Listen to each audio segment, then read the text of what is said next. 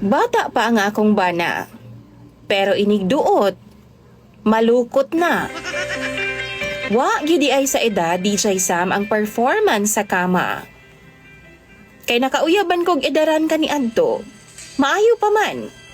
Pero karon ang akong nabana nga 30 pa lang ang edad. Wa naman halos pulos sa ana-ana. Itago na lang ko sa pangalang Caprice DJ Sam. 29 anyos. Tulo ka tuig na kong kasal ngadto sa akong asawa nga tawgon na lang nato sa pangalang Marky. Si Marky DJ Sam, 37 years old pa lang. Kini si Marky, teacher nako ni adto sa high school. Kani si Marky katawanan kayo nga amo ang istorya ani. Kaysa ako nang gikaingon, teacher nako ni sa high school. Pero gaana-ana naming duha. Tagaan lang niyag buluhaton ang ako mga classmates. Tapos kaming duha, manggawas ug mag-ana-ana na dayon sa CR. Kada Sabado DJ Sam or Domingo, why palyag yun na. Ana-ana dayon ming duha sa iyahang boarding house. Or usahay, mga dumi sa laing lugar para buhaton ng butanga. In short, teen pa lang ko DJ Sam, nabungkag na ko ni Marky. Pero di pud siya ang first nako. Kay before sa iyaha, nakauyab naman kog minyo DJ Sam. Amahan na sa ako ang classmate. Kanilaging uso man sa mga bata kaniadto DJ Sam nga maniudto bitaw sa balay sa akong classmate. Tapos ganahan man ang iyang papa sa ako Nanguyab sa ako DJ Sam o gisugot pud nako siya. Kaysa tinuod lang, bet pud nako iyang papa. Anak pud siya nga, dugay ra daw siya nga nagagusto sa ako DJ Sam. Ug kung sugton daw nako siya, manlayas daw ming duha. Wow! Biyaan daw niya ang iyang asawa. Oh! Nagpaabot pud ko DJ Sam sa papa sa akong classmate. Pero wa raman gihapon niya biyai ang iyang asawa. Maong ako na lang ang naglikay niya. Ako ana siyang gibuwagan DJ Sam. Labi pa dihang nag 4th year high school ko kay nagkaduol naman pud ang among loob ni Sir Marky. Naging honest ko sa iya nga di nako virgin. Gidawat pud ko niya. Tago-tago lang ang among relasyon kaniadto.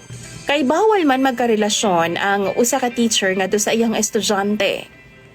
Lain pag tinan-awan ang papa sa akong classmate ato nga time DJ Sam. Kay feeling na ako no gaselos siya. Pero wa ko'y paki. Kay wa ko'y future sa iya DJ Sam. Minyo na siya. Duna na siya'y pamilya.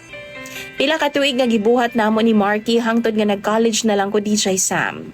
Ato gihapon mi. Hangtod dawa na lang ang among communication.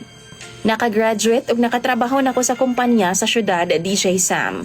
Hangtod nabalik ang among communication. Gi-add man ko niya sa Facebook ug ako apo siyang gi-accept DJ Sam. Dito na nag-start pagbalik ang amo ang panag-istorya. Bago ni balik sa kinabuhi na ako si Marky, pipila na ka mga lalaki ang niabot pud sa akong kinabuhi ug nakalabot na ako. Maong di gyud ko maila DJ Sam ug di pud ko maulahi sa performance sa kama. Okay! Tuod man gihatagan na mong second chance ang amo ang relasyon. Hangtod nagminyo mi sa wa madugay kay paminaw na mo suwak kayo mi sa usag-usa. 1 month okay pa ang among bonding sa kama. Pero naunsa bang nagkadugay nagkawa na may gana. Wa na may lami DJ Sam. Wa pagani mi magkaanak nagkakuyos naman ang iyaha.